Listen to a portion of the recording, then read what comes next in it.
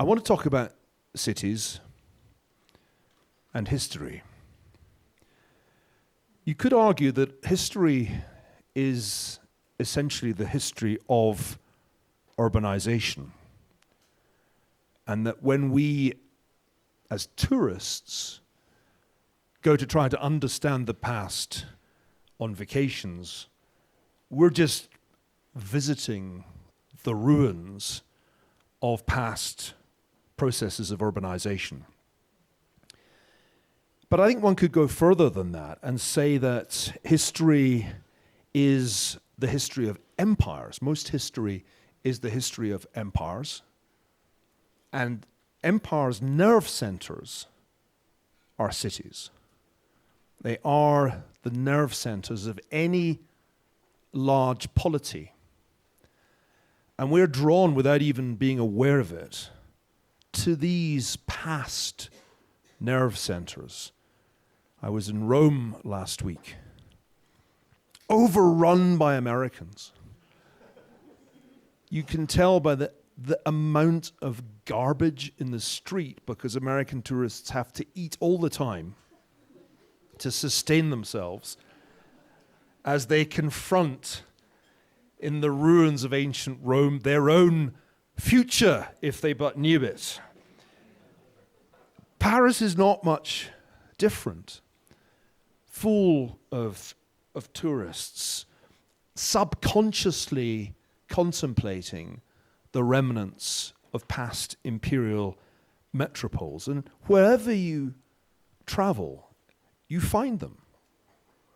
I was in Athens just a couple of months ago, visiting my good friend, the Prime Minister there. I mentioned Rome already and Paris. But when I travel further afield, those great imperial remnants are very hard to miss. What is Madrid, if not the capital of a former global empire? What is Lisbon? What is Amsterdam? These cities, along with London, along with Vienna, along with Berlin, where I was yesterday, were once the nerve centers of vast global polities. And sometimes people in the academic world talk as if only people in Europe did empire. That's why you get ideas like the need to decolonize the curriculum. They forget that all history is the history of empires, and that all peoples, all continents, all eras had their empires. What was Alexandria? What was Baghdad? These too were imperial capitals. Go to Mexico City and ask yourself, what was the origin of those great pyramids on the outskirts of the city? So I think that's subconsciously what we are all constantly contemplating. How these large polities that we call empires can be run from the metropolis. It's true even if one thinks about Russia. There are two imperial capitals there, St. Petersburg, and then Moscow, which the Bolsheviks decided should be the capital. And Russia's interesting because it's still an empire. Most of the other cities that I've described to you are the capitals of former empires.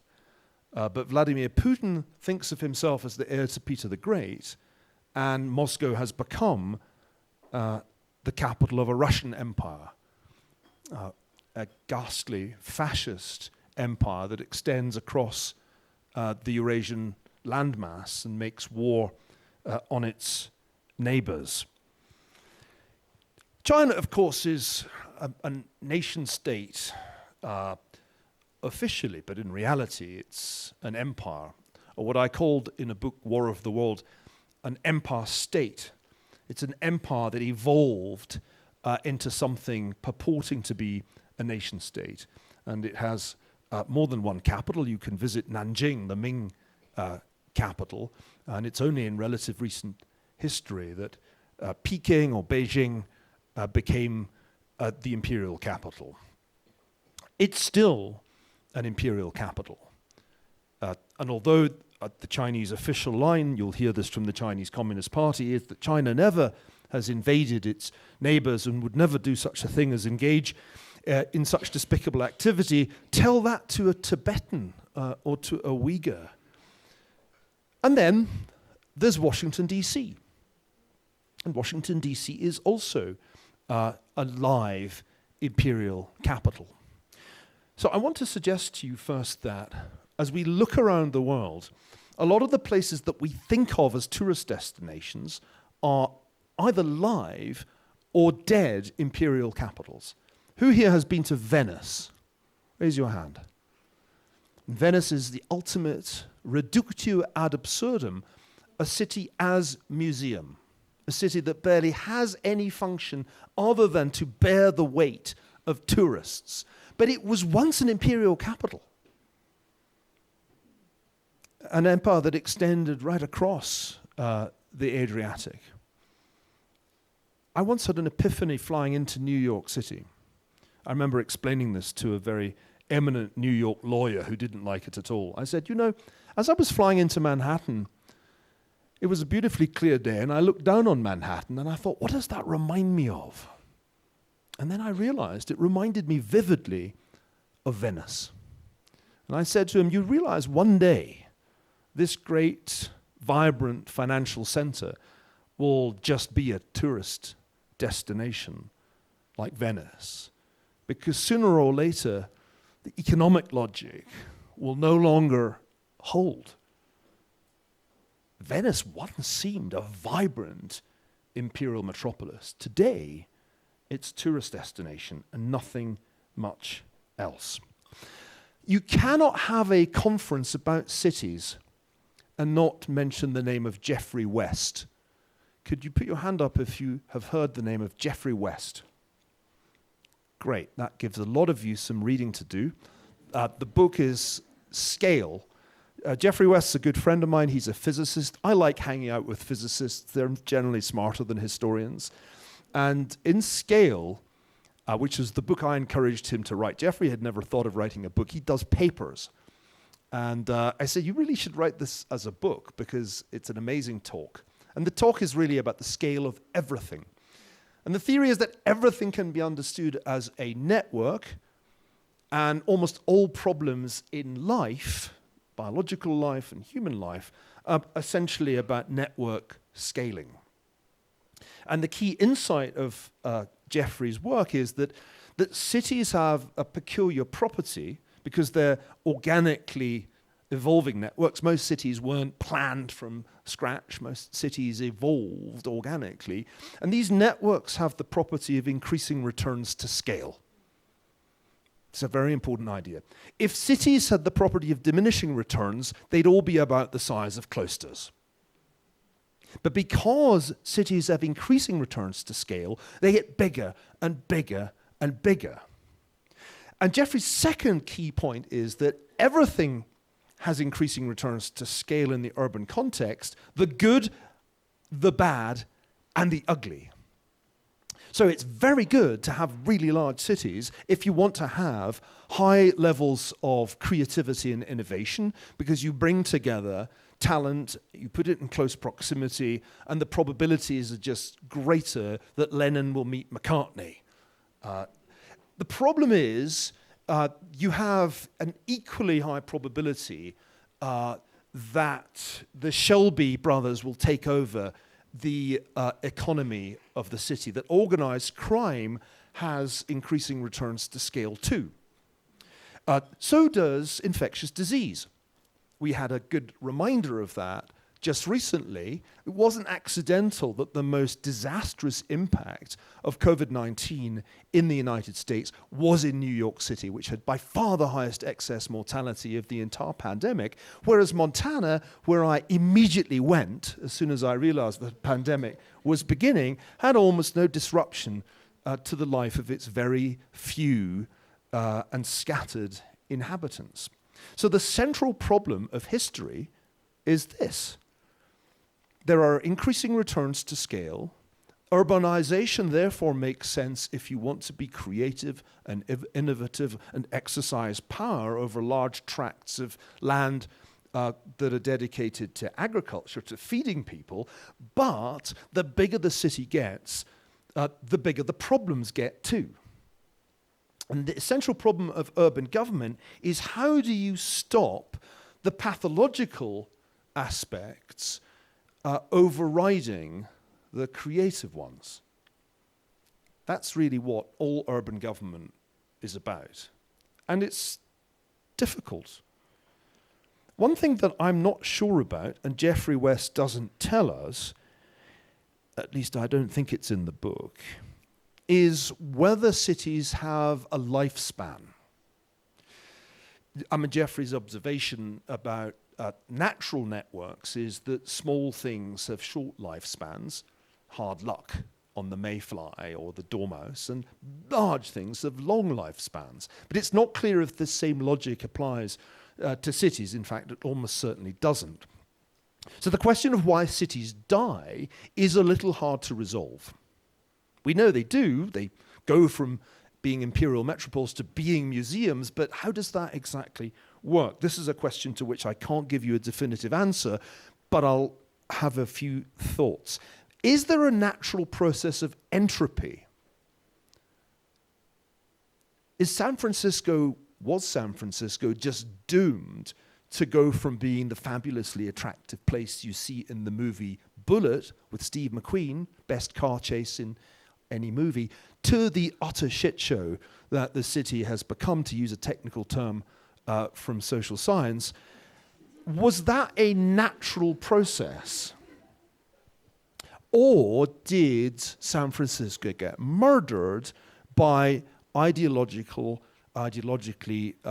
blinkered local governors who took a series of policy decisions that were predictably bound to cause the city to become one of the great gathering places for drug addicts and the mentally ill in North America?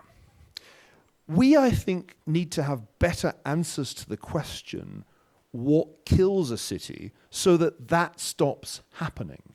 Because I miss the San Francisco of 20 years ago and avoid the San Francisco of today the same way I would avoid being on the set of a zombie apocalypse movie, which it increasingly resembles. I've got a few more things to say, and then we'll go to a discussion, I hope. One of the most interesting features of human history is that we struggle to distinguish between towns, cities, and megalopolises, vast conurbations. Let me tell you what the top 10 cities in the world by population were in the year 1500. In order. I won't ask you to guess. Beijing, first. Second, Vijayanagar. Ever heard of it? Good for you. Almost nobody here has. Better known to some as Hampi in Karnataka. That was the second largest city in the world, we estimate, in 1500. Now it's even more of a tourist destination with nothing left of the city than Venice. 3, Cairo. 4, Hangzhou. 5, Tabriz. 6, Constantinople. 7, Gaur or Gur in Bengal. 8, Paris. 9, Guangzhou. 10, Nanjing. You'll notice very few Western cities on that list, to be precise, 1. Fast forward 400 years to the year 1900. Biggest cities in the world in 1900. Here we go. London, New York, Paris, Berlin, Chicago, Vienna, Tokyo, St. Petersburg, Manchester, Philadelphia. So the biggest cities in the world just 400 years after 1500 were nearly all Western, only one was Asian. Today, well, you probably all know this, but the biggest cities in the world today are Tokyo, Delhi, Shanghai, Dhaka, Bangladesh, Sao Paulo, Cairo, Mexico City, Beijing, Mumbai, and Osaka. So we've, in a sense, gone on a round trip. The round trip was Western ascendancy, kind of got started in around 1500 or 1600, culminated in the mid-20th century, and is over.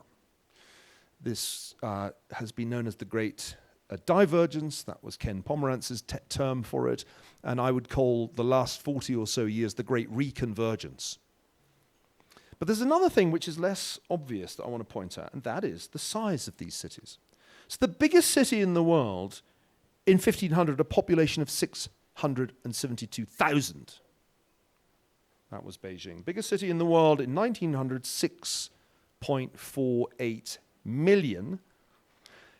Biggest city by population in 2024, 37 million. These are not the same things we're talking about. The biggest city in the world would strike you as a town if you came on my time machine, which I don't really let other people use it. But my time machine is very, very helpful, because when I travel back in time, I'm just shocked by how small the cities of 1500 were. And then when I go back to 1900, I'm shocked by how incredibly filthy and stinking and disgusting the cities of 1900 were, with unbreathable air and appalling sanitation. And then when I'm back in the present, I just can't believe how big, how vast the great Asian cities have become, and the great Latin American cities. It's a truly astonishing thing that we have been able to scale cities to be so large as 37 million inhabitants. It makes, I think, the job of the historian harder than it looks. Because we have to imagine ourselves into a very different world in which most people don't live in cities, in which most cities are just towns, in which most people are engaged in agriculture, and their relationship to the city is essentially to very occasionally visit, but mostly to pay taxes to it. I got two more questions I want to explore. Is it plausible that humanity will ever de-urbanize? Some of the more radical zero growth proponents would say we have to, because the megalopolises are simply not compatible with a stable climate for this planet. I think we will not de-urbanize as a policy choice. We tried the experiment of non-urban living during the pandemic, where we essentially simulated living in small isolated communities under lockdown. I don't think many people miss that experience at all. We also tried an experiment called distance learning.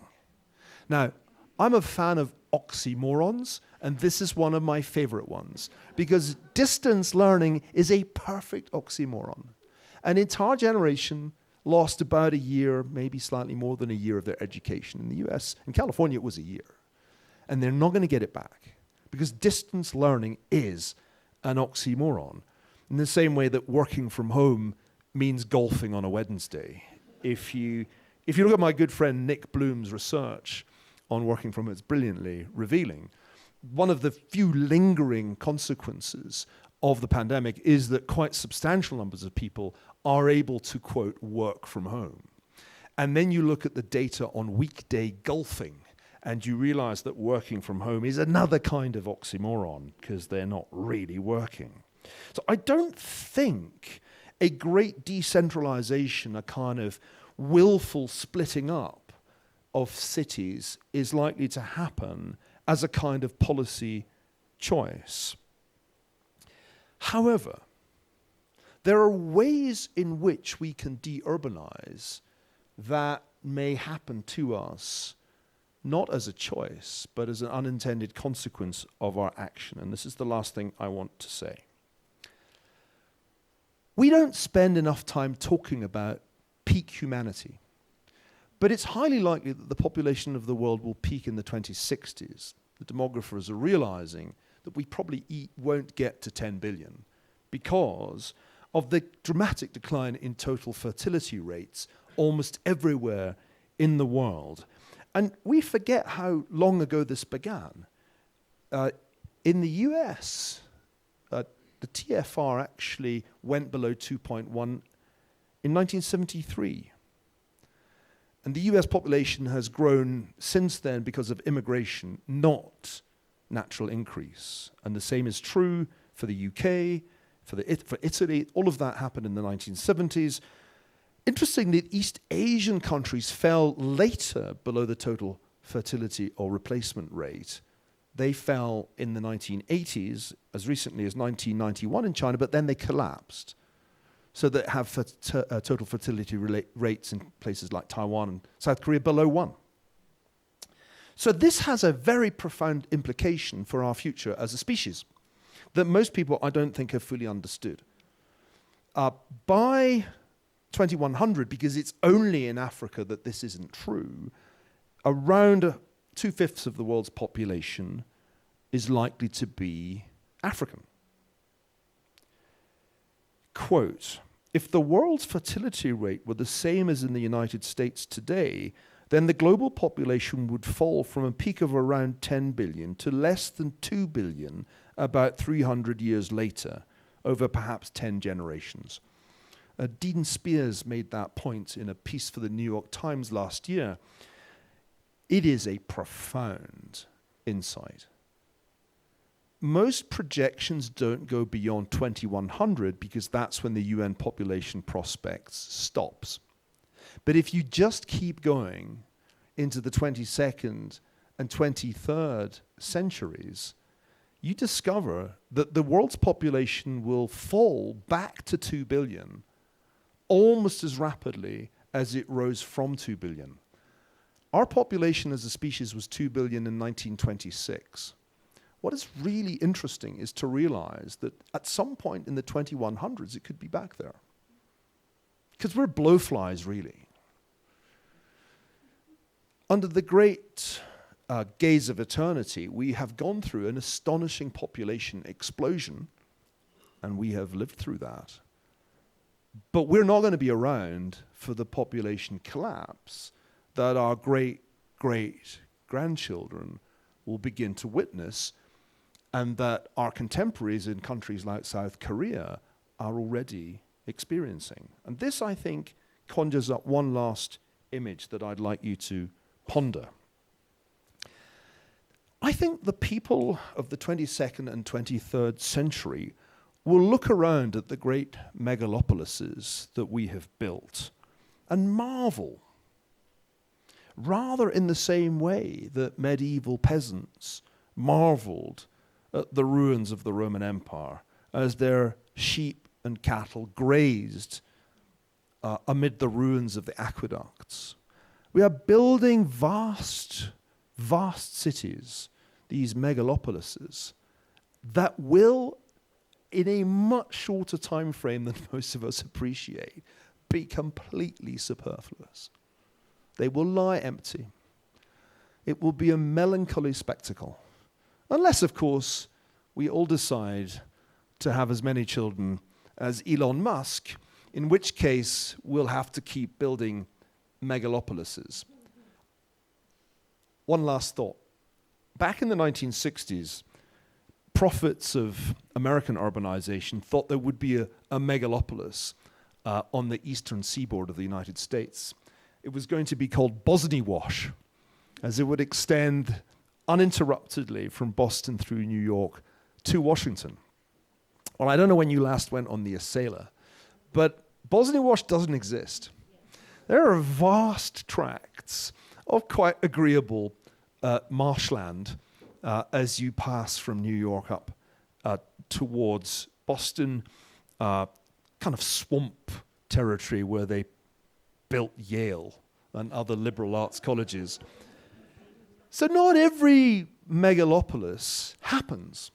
In fact, one of the great non-events of modern history is our failure as a Western society to build Bosnia-Wash. In 1900, that seemed like a quite likely future. But at some point, Western civilization just yielded to the sheer numbers in the rest of the world. I wrote about this in a book called Civilization, which had the provocative subtitle, The West and the Rest, which I only came up with to annoy my Harvard colleagues, which it did. But Louis Namier, the great English historian, a Cambridge historian, once said the really difficult thing about history is knowing the things that didn't happen. And to me, Bosnia-Wash is one of those amazing things that didn't happen. And maybe what I've described to you, a future world of desolate megalopolises denuded of population, maybe that won't happen either. I'll leave it there and invite you to ask me difficult questions. Thank you very much.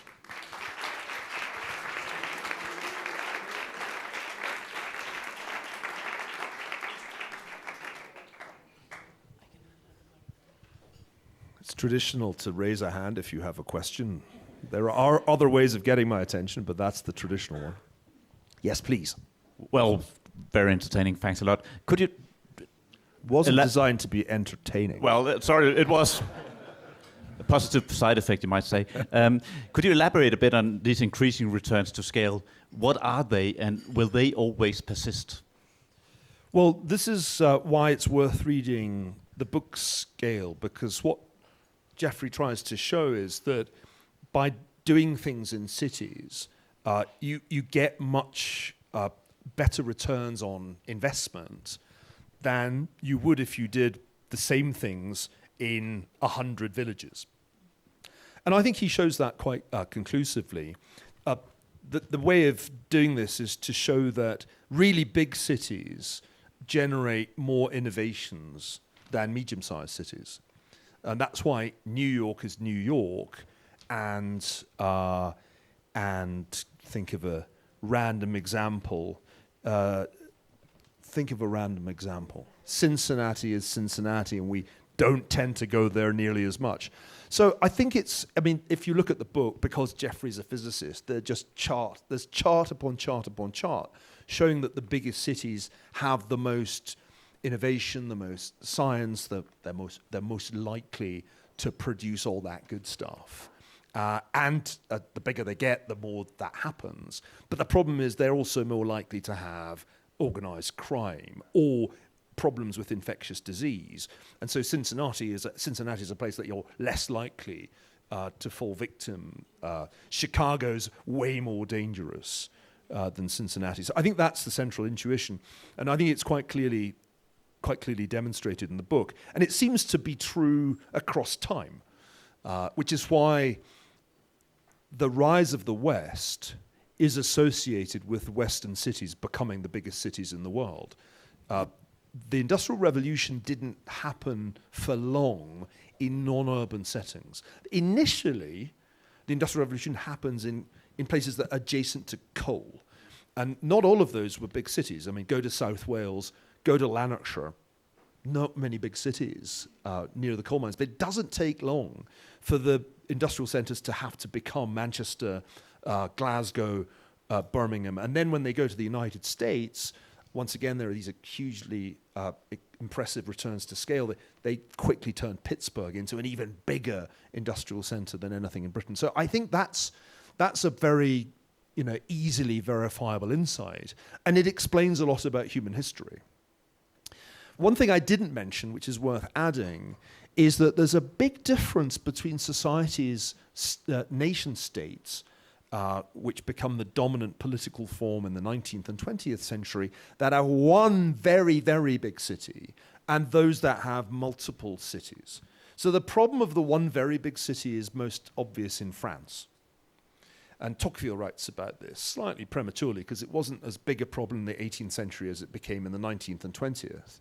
So there are some countries that have one mega city, Thailand's another with Bangkok, and that produces very distorted political outcomes. In Argentina is Buenos Aires and then the rest. And one of the observations is that if you have one too big city, it can cause the political economy of a nation state to be dysfunctional. Why is Argentina Argentina? It's partly because Buenos Aires became too big. Why was France politically so unstable from the 1780s all the way through to, well, now? Because Paris. If you want to understand France today, we were talking about this at lunch, it's partly just a revolt of the provinces against Paris. Questions? Yes, please. There's a microphone that's going to come towards you. Okay, try and articulate this as well as I can. So a bit of a challenge, I guess, for all of us and for you. You talk about depopulation and cities falling apart, and the change of population. So we've been spending a couple of days working out how we're going to make cities better, more human, livable places whilst we deal with climate crisis, heat, flooding.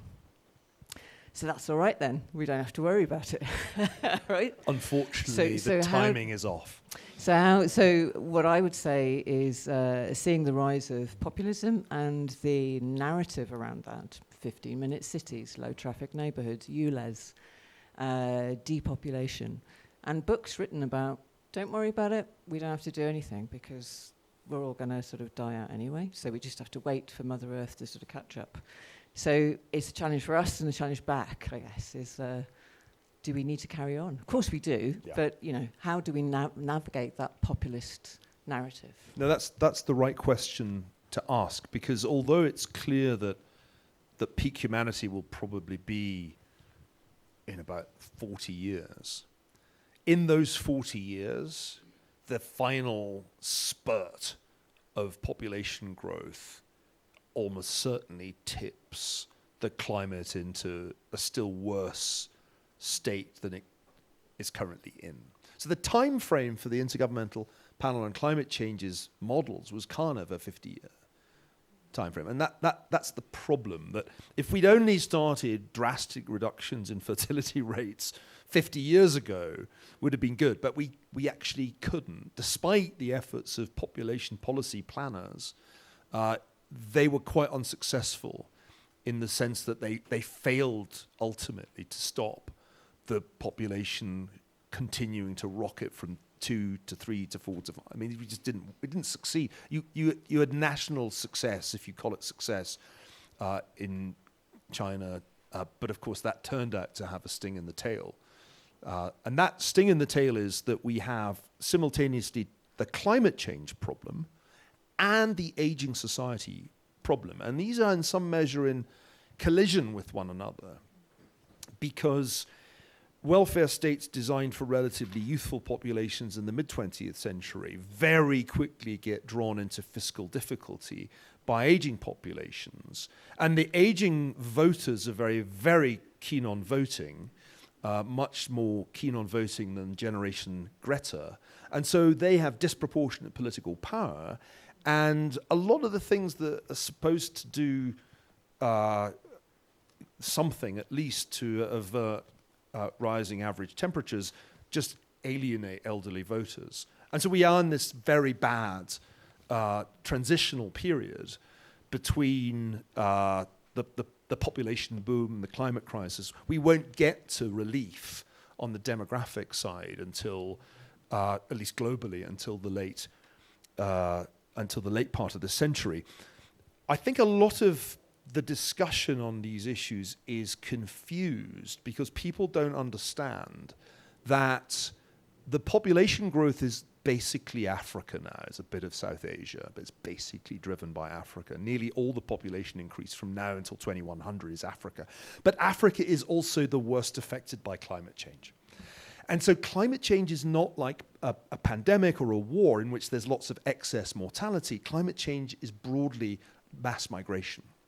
And the mass migration problem is a fascinating one because these aging societies simultaneously hate it and need it.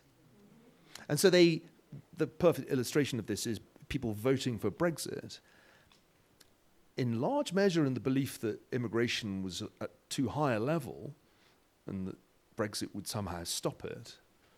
And then they got higher net migration by far after the referendum than they'd had before, because you can't run the NHS without large-scale importation of labour. So I think we're in this very difficult spot where getting the politics to work in democratic societies is very hard, well nigh impossible. Final observation. Because the big Asian cities are the big cities, we delude ourselves if we think that European and North American action on climate will really matter. If the Chinese generate electricity by burning coal on the scale that they've done in the last 10 years and the next 10 years, we have a problem. They may not. They say they won't. I'm not sure I believe them. But it doesn't solve the fundamental problem to have electric vehicles, solar panels, and batteries mass-produced in China by electricity that's generated by burning coal. That's the central problem of climate, and therefore it's a problem of Asian more than it is of Western policy. And much of what we do is actually sort of like, it's basically religious. We engage in acts of sacrifice that are pointless in terms of their likely impact on the climate. Doesn't mean we shouldn't do it. Religious observance is quite spiritually valuable. But don't imagine that what we're doing in Europe and North America will make any difference at all if the Asian coal consumption pattern continues, which I think it will, unfortunately. Yes, there was a question here. Could we bundle a couple of the questions together? Is that okay if we take? Yeah, also means I don't give very long getting answers. tight on time. Yeah. Yes. Hello. Thank you very much. Oh, sorry. Okay. So I was just going to follow up on the Asian question that happened. So I think a lot of people, and I don't know if I'm mischaracterizing you, so please, they would like it to be characterized as an Asian problem. It's a global problem, and I've heard it many, many times from my colleagues who still are in India, that yes, we are building coal plants as well as solar, and we need to do this because we want to develop as well. And it's an interconnected global thing we live in. So even though it's not produced by the West has a part to play in not only just the Asian problem, but for the world living and, not having the climate crisis. How would you what's the way forward? Oh, it's clearly a global problem, and there's just a massive collective action problem in which it's just impossible for anybody to constrain China or India, for that matter, if the governments there choose to continue to invest in coal-burning power stations in the same way that we can't constrain the Indonesians from digging the coal up. So it's a global problem. One can go back and forth about who industrialized first and what right does the West have to constrain Asian economic growth. I think those are pointless arguments. The issue is essentially that there is no global mechanism yet meaningfully to deter China, India, and others from this strategy, which is clearly the principal driver.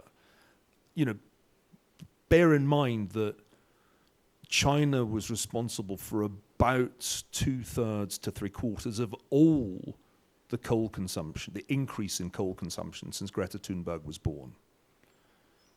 And that is the great driver. And India is increasingly taking a share of this increase in coal consumption. I think it's possible that the Chinese government means to to kick its habit. But it's also possible I'll stop drinking alcohol. I mean, I frequently resolve to do that.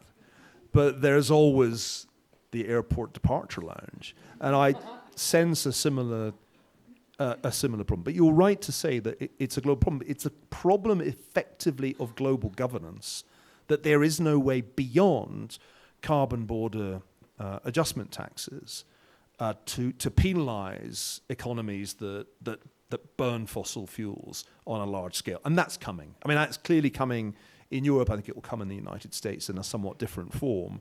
And then Asians will say that's protectionism. And so we'll have another of those slightly stupid arguments. I'm going to shut up and take like 3 questions and then kind of bundle them together. Yes, I think my question is a bit more about perhaps the words that I'm hearing, and I'm not falling into your provocation about this idea of, what we are doing here is perhaps less important. And I think it's a good provocation because it is about perhaps take us bit less serious. And it's sometimes very important to just have a bigger reflection what is needed. But it is the reading that you're putting in. It's a very power reading, and it's all about scale, power. And I don't think that is really what city was about. It's much more, the medieval cities in Europe was much more, there was liberties, there was space for people to evolve, religion wasn't so important, etc.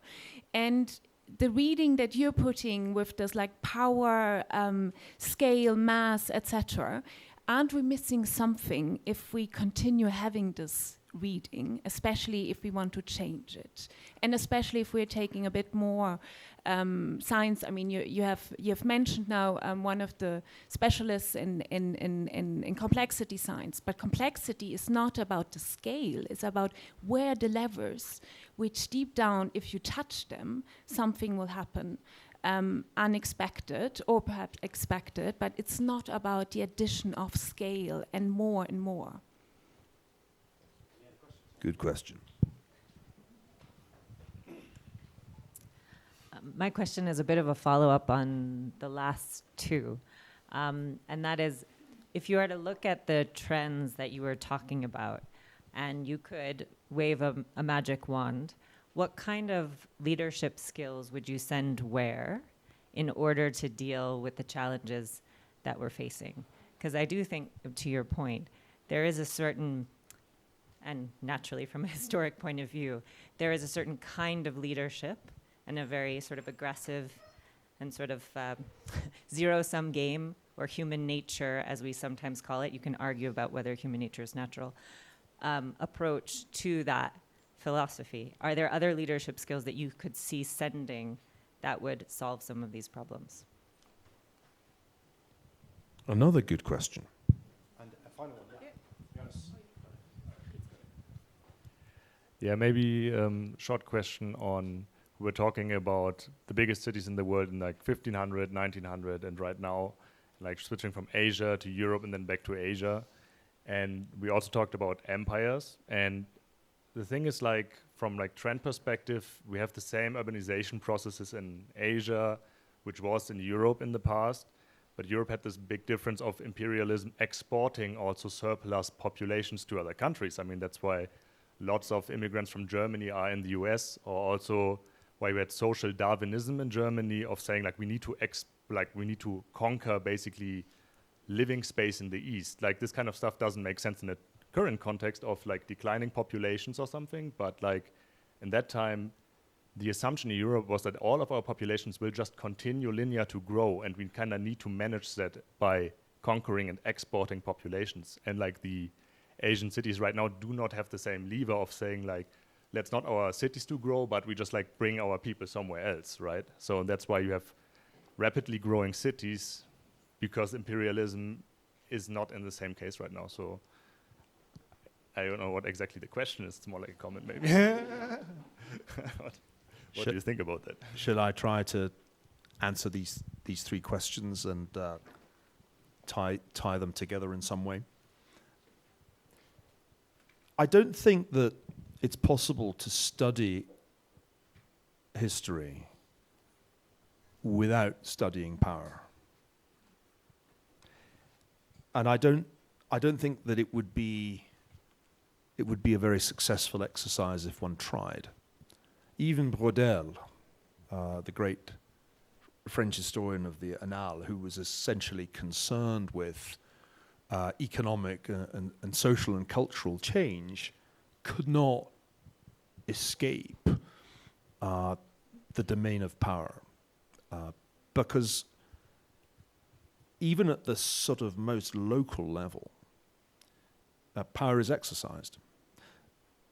Often the mistake is made of thinking that empires are unique in the way that they use coercion. But all that's unique is that they do it on a large scale. The most homogenous little nation state still has a police force, and it still has inequalities, and it still has coercion. Because if it doesn't, it's anarchy. So I think power abhors a vacuum as much as nature in the human domain. When political structures collapsed in Sicily,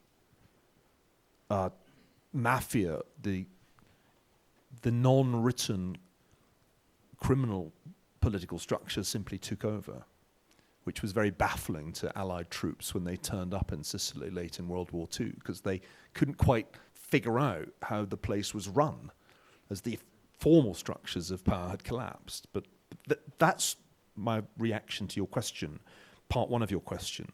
There's no escaping it. It exists even in the utopian communities that have periodically been established by people trying to escape the realm of power. That's part of the irony of all experiments in utopianism. It didn't take long for a new class to emerge in the egalitarian enterprises of the 20th century. Complexity is the key to understanding cities and empires and all human social and political structures. And I think most historians do a bad job of incorporating the work they do at Santa Fe into their understanding of the human past. I'm very unusual because I'm actually a historian who goes and spends time at Santa Fe thinking about complexity theory, because the key insight for me of the study of complex systems is that they appear to be in equilibrium, but it's only an appearance. In reality, they teeter on the brink of chaos, and a quite small perturbation can have these massive butterfly flaps its wings type consequences. We find that very counterintuitive when we think about the past, because we want great events to have great causes. Surely the First World War must have had enormous causes because it was so enormous. If it was just like a screwed up assassination in Sarajevo and a series of tremendous blunders by about 20 diplomats, it's kind of dissatisfying. We want there to be better explanations. But the truth about complexity theory is that complex systems can be tipped over into chaos by a handful of mistakes.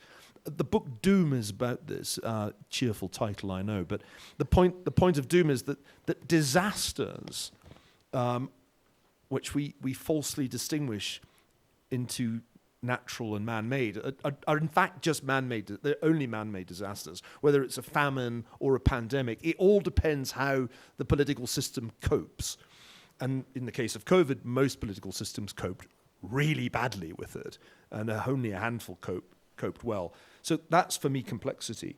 The leadership skills that we need, it's a great question. I had an argument with the Vice-Chancellor of Oxford University in this country in January. She insisted that the problem with the debates on climate was that we didn't have any way of appealing to people's interests with respect to their grandchildren's interests. And she said, we've got to somehow invent a new politics for getting people to sacrifice for the sake of their grandchildren. There are some grandparents here. Congratulations to the von Meis clan. This is nonsense.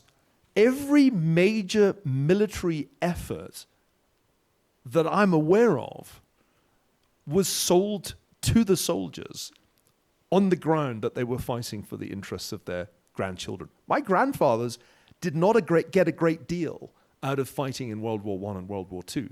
They were young men, their health was badly impaired, they ran massive risk of loss of life.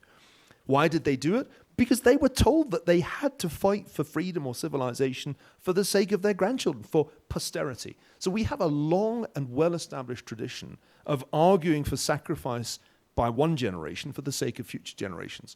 But we don't have political leaders who use that language anymore. At some point, politicians stopped appealing to posterity in their speeches.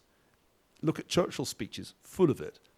Look at the speeches of the most recent generation of politicians. It's all about the here and now. So I think we just need to remind ourselves of the rhetoric of sacrifice for future generations. And it's all there in some of the greatest speeches ever made. I think the people who seek political office these days don't understand that we are, in fact, hardwired to respond to that kind of appeal. Sacrifice is at the heart of all the debates that we have these days. What are we prepared to pay now to prevent the planet becoming 25% uninhabitable in 50 years' time? I think it ought to get easier as the problem becomes more apparent and as people are directly impacted by it more. But I think without leadership that uses the explicit language of sacrifice as if we faced a war, this won't work well. I was very struck in my recent visits to Ukraine and Israel by the ease with which those arguments can be made in time of war. And when one sees young Ukrainian men and women and young Israeli men and women risking their lives in extremely dangerous circumstances, you understand they're not doing it for personal gain. So I think we can adapt that language to these other challenges. Finally, the question that you raised about migration and empire. Not all the empires in history have been based on large-scale migration. It's possible to run somebody else's country with a relative skeleton staff. Very few people moved to India. The Indian civil service consisted of fewer than 1,000, mostly Oxford-educated people. The total Indian population was vastly in excess of the population of England. So empire isn't always about migration. That's why this pat phrase about settler colonialism is a bit stupid, because it's actually possible to have mass migration without empire, and it's possible to have empire without mass migration. We get confused because we don't understand that these are two quite different categories of activity. And to try to address your question, the mass migration will happen to the former empires from the former colonies. That's been true for half a century. It will be even more true in the next half century. And the central problem for Europe is that it has very few good options as Africans leave Africa in search of better living conditions. There's no question in my mind that that will become even more the dominant issue of European politics in the next 50 years, because the scale of the mass migration is going to grow. So that's how I think about the future. Climate change is very unfair. To go back to the point about Asia that was made by the lady behind you, in a fair world, the costs would be evenly distributed. But it's not a fair world. Bangladesh will be affected far more detrimentally than North America. Parts of North America will probably benefit. Any Canadians here? And so the world is just hugely unfair. Even when there are no conscious power structures, the world is unfair. And it's going to be a very unfair world under the circumstances I'm describing, with the population growth happening in exactly the place that is going to be most economically disrupted by climate change. The final observation I have, and then I have to head to that lovely city, Zurich. We had a little competition at lunch. Which is the best run city in the world? Not the best for a holiday, not the most I don't know, hip, but just the best run. Because I think there is best practice in urban management. And it's stunning to me how little best practice is copied and pasted. I mean, if I could just copy and paste Zurich onto San Francisco, could the people who run Zurich come with me and just run San Francisco? This is how it's done. We'll do it for a year. Then you can have it back. That would just be a huge problem solver. So I think the big challenge for European cities, including Zurich, is a massive challenge of assimilation. The assimilation of an even larger influx of people with dark skin than we have yet experienced. I see it going much better than I'd expected in London, much worse than I'd expected in Paris. But every European city has to grapple with this. And at this point, nobody can really claim they're getting an A. I'm not even sure I see many B pluses. It's been a real pleasure chatting with you. I wish I could stay longer. Thank you very much for listening to my musings.